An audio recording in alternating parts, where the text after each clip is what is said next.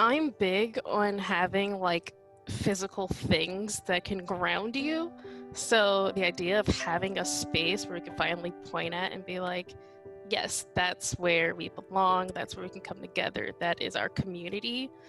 I think that's really freaking great. For me, I think the word that just keeps coming to mind is a haven. Something everyone should have in their life, really. Like, no matter where you go, like, you should be able to just walk in or be with your partner, just be who you are. I think it would just make queer people feel more at home in the place that they already love. This is where I grew up and this is my home and I love it. Like having like a physical space that doesn't move would kind of like reaffirm that we belong here just like everybody else.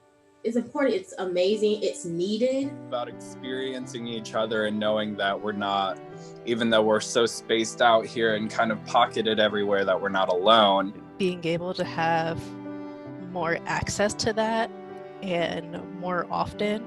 It's like sometimes things happen and you really need to get support or help and don't know where to go. And it might be hard to track down people to go to. So I think the idea of having those ongoing resources would be amazing. Here's a community center in tiny little upstate South Carolina that serves the queer community.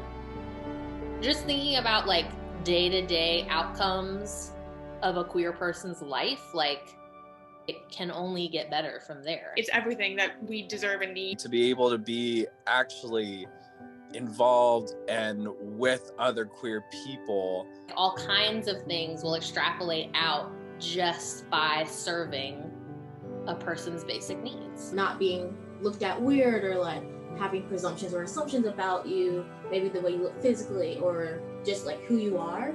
We'll eventually see a more thriving, healthy, vibrant community here. When I came out, I was completely on my own afterwards as a independent adult halfway through college.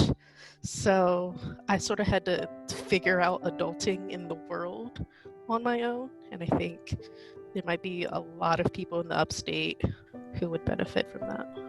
We will look back on the creation of the center and we'll be able to pinpoint exactly how and when and where a shift began to occur in the outcomes of lives lived in the upstate. We've been missing out.